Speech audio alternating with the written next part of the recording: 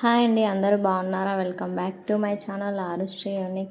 మా ఛానల్ మీరు first time చూస్తున్నట్లయితే లైక్ చేయండి, షేర్ చేయండి, కామెంట్ చేయండి, సబ్స్క్రైబ్ చేసుకోవడం మాత్రం మర్చిపోవద్దు. ఈరోజు మనం ఎమ్మీ అండ్ టేస్టీ పులగం ఎలా చేయాలో చూసేద్దాం ఫ్రెండ్స్. ఇలా ఒకసారి ట్రై చేసి చూడండి, చాలా అంటే చాలా టేస్టీగా ఉంటుంది.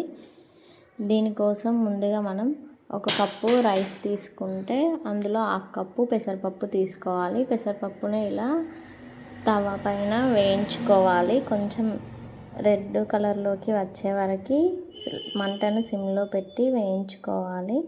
మీరు ఎప్పుడైనా ఇలా ట్రై చేశారా అండి? ట్రై చేయకపోతే ఒకసారి చేసి చూడండి, చాలా అంటే చాలా టేస్టీగా ఉంటుంది. చూడండి, పప్పు కలర్ అయితే మారిపోయింది. నెక్స్ట్ గ్యాస్ ఆఫ్ చేసుకొని దీన్ని ముందుగా మనం హాఫ్ గ్లాస్ పప్పుకి 1 గ్లాసు రైస్ తీసుకున్నాం కదా, అందులోకి వేసుకొని మంచిగా 2-3 సార్లు కడిగి ఇలా పక్కన పెట్టుకోవాలి ఒక 20 మినిట్స్ వరకు.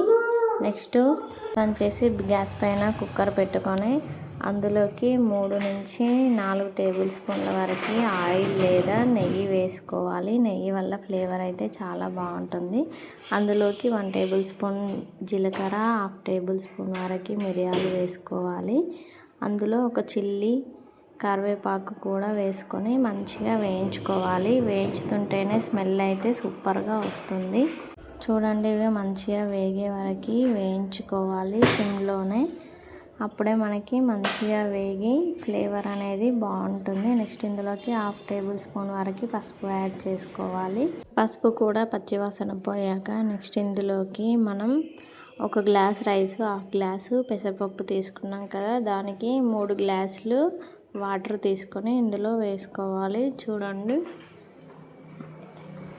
వేసుకున్నాక అంతా కలిసేలాగా ఒకసారి మంచిగా కలుపుకోవాలి. నెక్స్ట్ ఇందులోకి సరిపడా ఉప్పు వేసుకొని ఒక పొంగు అయితే రానివ్వాలి.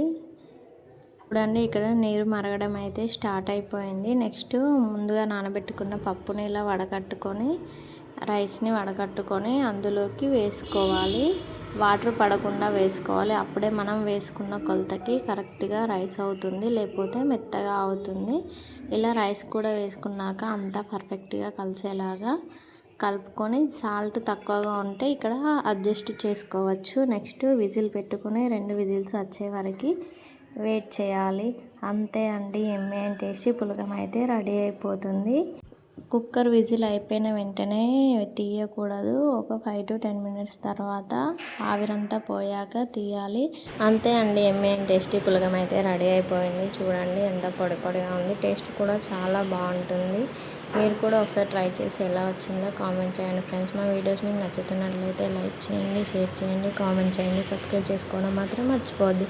Please keep supporting. Thanks for watching. Bye friends.